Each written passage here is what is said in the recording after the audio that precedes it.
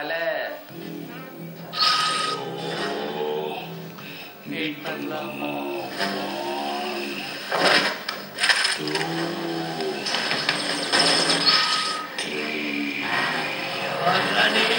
எங்கடா சார்? நானும் படம் பார்த்தேன். வேதாளம் படத்துல தலை வில்லன் கத்தியோட வரும்போது அந்த கத்திய வீழ்த்திட்டு குத்துவாரு சார். ஏய், எங்க இருந்துடா வாரீங்க? அவங்களும் நான் சொன்னது கத்தி படம், தலை நடிச்ச வேதாளம் படம்.